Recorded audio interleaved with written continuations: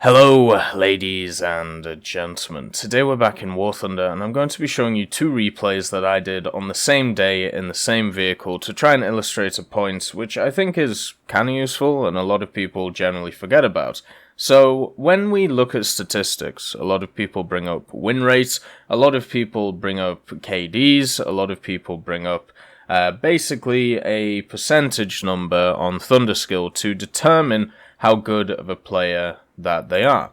Now on Thunderskill you can see the calculations that they do to basically show to them what is an actual good player, but generally what people will do is bring up KDs and they'll bring up win rates in specific vehicles. Now overall to me this isn't that useful as a metric to work out how good somebody is, and I'm going to show you why in these two videos here. The reason why it is important to understand that when we look at these two replays, the main point is the fact that I'm in the same vehicle, I'm playing the same role, but the two outcomes are massively different compared to the people around me who I'm playing with. So in this one, I'm playing alone, but I have the team around me, and the other one, I'm also playing alone, but I also have the team around me. In a scouting role, I generally like to be an active scout. Take a fast scout, be able to get into a position to scout a bunch of enemies, and then from there be able to try and point my team towards the direction where to shoot the enemies. So we have a lot of people going into the north here. I'm going to my favorite scouting position on Abandoned Factory, which I'll show here. Even the Bulldog can fit in this one, even though it's absolutely huge. So as you can see, you can sit in this little warehouse and you can scout everyone you want. So there we go, there's the first scout off. You can see in the bottom right that I've done it. It's an IS-2. There's been another one scouted as well by somebody else, and I can just keep doing this. I can keep scouting people over and over and over again, letting my team know where these guys are, and they can't see me. Something that a scout should be doing no matter what vehicle you're in. Now the 906 is slightly better in some areas when it comes to killing stuff, same with the RU-251, but generally if you're in a scout you should be doing this. You should be trying to alert your team to the presence of everyone going on. So from this position you can see I'm sat here, and what I'm able to do is be completely invisible to the enemy, apart from maybe the machine gun if they have a high enough tank, and they won't be able to shoot me. But what I need at this current point is my teammates who were sat around here. A lot of them died, but some of them are still alive, and this guy here to be able, or these two here, to be able to push around and annihilate everybody I'm scouting. Because as you know with a scout, you can mark 3 people at once, and generally if you have all 3 of those marked, it gives your allies the opportunity to work out where the majority of the people are and be able to fight them. The issue with doing this, now let's just put markers on so you can see everything. So we have an RU here, we have a bunch of guys here, we have a bunch of guys here, and they're all marked on the map. The issue with doing this as a scout is that you need your team to do stuff, and sometimes the team decides that they don't want to do anything. So taking the statistics of a scoutman's driver, a scoutman's statistics is not always the best idea because of this. In my role in the battlefield, in this Bulldog, I've been able to scout where all of the enemies are coming from, where everybody is, attacking from. I've been able to mark each one of these targets at least once, so you should know the general area where they're coming from, but the team is not reacting to it, and instead the team is getting annihilated one by one by not understanding where people are coming from on this map. So in this scenario, I personally have done nothing wrong. I've done my job. The only thing you could criticize me for is not playing how a scout, in my opinion, should be played, and going out and attacking people and being aggressive. Now, are we outnumbered up here? You can definitely say we are outnumbered. But because all of these guys have been marked, what should have happened is the team should have played defensive, waited for them to push, but instead they pushed in and annihilated themselves against the superior enemies. But this whole time, None of the enemy team know I'm here. I'm scouting everyone. I've racked up 173 points because we're at the point now where I've marked at least 5 separate people or 6 separate people. And as you can see, all I'm doing is just moving back and forth, scouting them all. And what's happened is nobody has killed anything I've touched yet. Or nobody has killed anything I've marked. As you can see, I'm marking stuff. This STA1. So let's talk about this STA1. As I said, the reason why I don't have names on while I'm showing stuff or on live or on replays is because if I want to go in on something, then this is why. So we have an STA1 here. In this area, there is at least 2 tanks. There was 3 before. They were all marked at the same time. Now we know these 2 have also been marked. I've marked them all at separate times. We know that these guys haven't moved because the only place they would have come out is over here, and if so, we would have seen them. If they double backed, then they're not an issue and you can move forward and you would be able to see them through this gap here if they'd in order to do that. Instead, what this STA1 has done is decided to go against the Centurion who hasn't moved, for some reason not looking the right way, but he hasn't moved this whole match, apart from in this little building, and this STA1 has decided to try and go at him straight up. Now, does he win the engagement? No, he doesn't, because his round doesn't do enough. But what he's done is he has alerted the whole of these guys over here to him being here. Look at the T-34. He notices straight away. Now the STA1 is completely dead. Night-night. So now, look at the scenario. The majority of our team, or at least half of the team, you could say, moved up to this point. All that is left is me, at this point. Have I done anything wrong in this scenario? In my mind, no. If I had gone on the aggressive, I would have maybe killed 1 tank, but we would have lost the ability to scout. And now they've taken this whole part, and there's only me left, and all I have is 208 points from all of the scouting. Look, they still don't know I'm here. I've played the scouting role perfectly, but if you looked at the stats that I have at the end of this match, then you would realize, or you would look at the stats and you would think I've done absolutely nothing here. Because of the score, you would have thought I maybe got shot twice, and that's about it. And then the team or the enemies moved on, and, you know, that would have been all that had happened. But what I'd done is scouted so many times at this juncture, and it still wasn't enough for the team to understand where to actually be able. We should put it on orders, actually. I also shot this guy and nothing happened to him, which is always nice to see, because, you know, good old Sabo. But it didn't. I shot him in the center because I thought I could hit his turret, but unfortunately what happened is it went slightly underneath, and now we're going to play peekaboo. But because I'm in the position I'm in, and the whole of the enemy team's over here fighting, I pretty much have to go on the aggressive, but basically this game is over. So let's go into the second replay here. So that is a scenario where I set it up for the team, and the other RU also set it up for the team. It was this mission here. We eventually... is it this mission? No, sorry, it's this mission.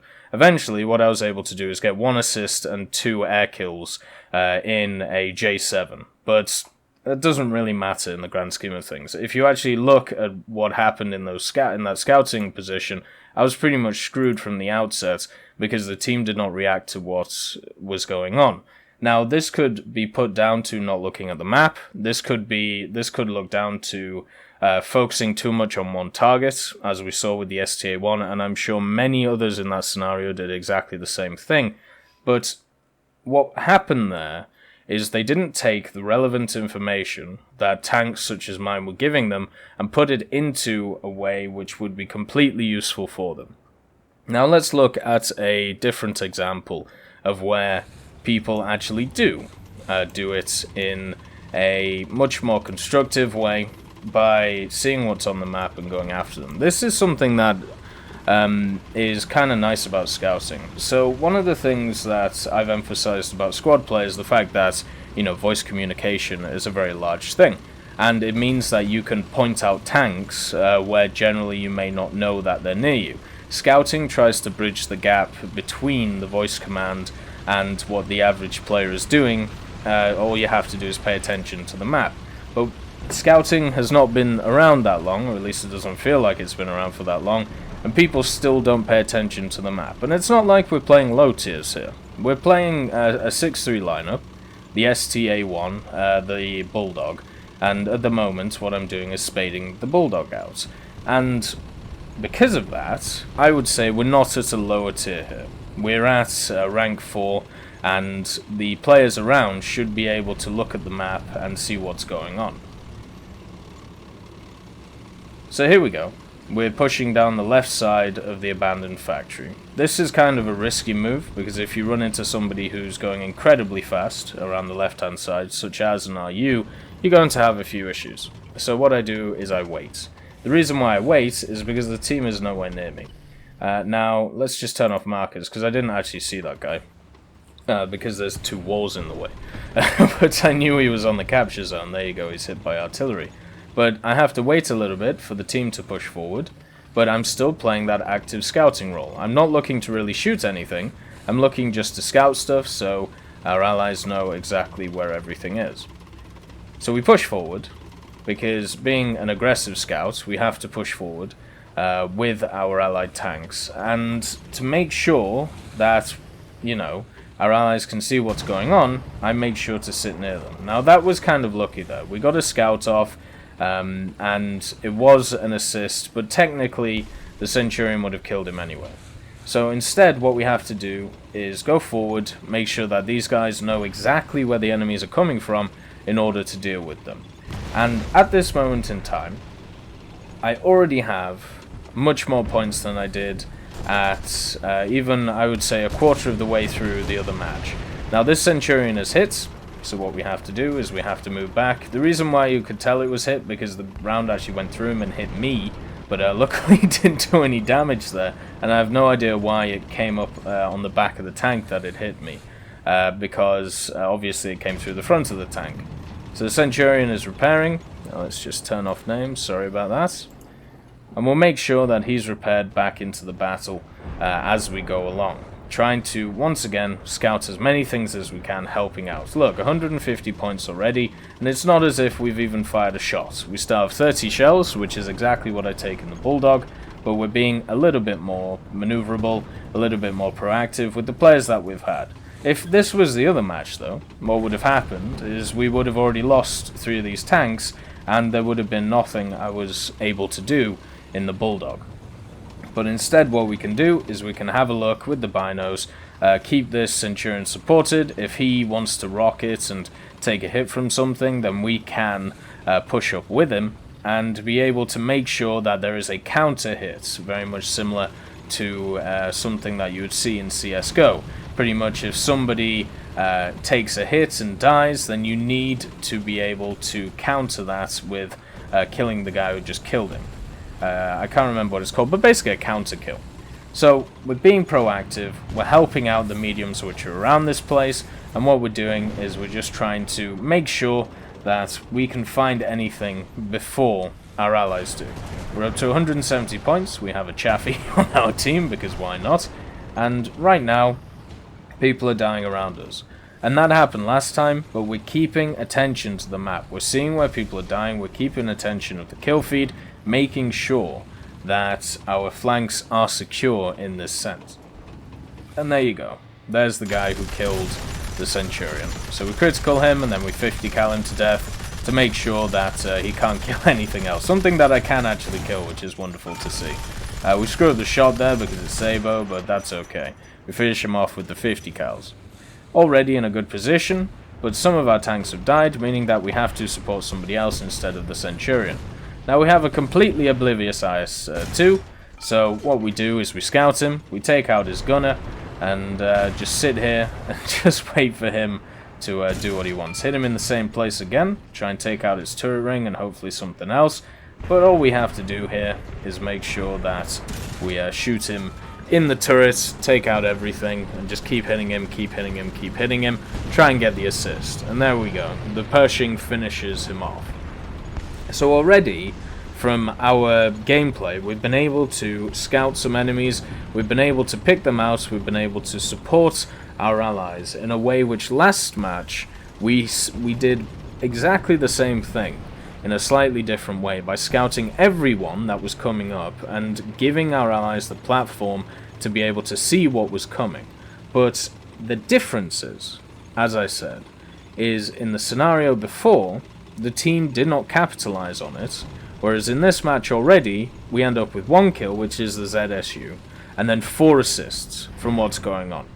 Right, so we mark this guy, so everybody knows where he's coming. We try and hit his gunner's already dead. So we make sure that he is not in a position to be able to move up. We stay low, we make sure to not expose ourselves, which is something you should never do in a scout tank, and make sure that we scout these enemies, so the guys we have at A know where these enemies are. Try and take out this guy's gun breach. I understand that the Bulldog's gun is never really going to take anything out in a big way, so it's much better to try and hit key components to either immobilize or stop other tanks hitting your allied tanks. So taking out gun breaches, transmissions, drivers and gunners is obviously what you should be doing, instead of going for complete kill shots on ammunition and stuff like that. So what we do, once again, take out the transmission on the Tiger. He can't shoot us, there's a building in the way, so we can just set up to shoot him and keep scouting them, so our allies know exactly where these tanks are to be able to shoot them. Something that is incredibly important in this way. And my feeling is, if we look at this match and we look at the other match, the main difference between it is the teammates that I had around me. And in this match, I was able to get 7 assists and 1 ground kill. 1 death, of course. I died in both matches, getting shot in the back there by something quite gruesome, if we can have a look. I can't see it, actually. Well, something shot me in the area. Let's just have a look if we can find it. It may have been artillery. Actually, no. It was a T-34-85 behind, right? So, unfortunately, the team wasn't able to support me in a massive way, but I was able to help the team push through this area, be able to scout everything, and them to capitalize on it. So, in this match, I was able to get 1,085 score, 7 assists, 1 ground kill, 1 death. So, on a sheet, this will look like a victory where I only got 1 ground kill and 1 death. So, I pretty much did nothing for the game. But what it won't count is the 7 assists, which is the important part for a scout tank. And then if we go to the other match, there was, I believe, 0 assists when I was in a tank, 385 and 1 death and a loss. So it'll look like I did nothing in that match, but what I did do is do everything I could to try and give my team the support that they needed to win. So this whole video has been about showing that sometimes a player's score and a player's KD may not be great, but that doesn't mean they're a bad player, or it doesn't mean that they're playing stuff wrong. It just means they're playing slightly different from the general idea of just trying to go out there and maim people in War Thunder. They're trying to either play objectives, or they're trying to play a scouting role, or they're trying to do something different, which can help your team and support you. And let them do it. And make sure to capitalize on what they create. Because at the end of it, you will be able to win the match because of it. Because it will be an advantage your team has over the enemy team. I hope you all have a wonderful day. And I'll see you next time.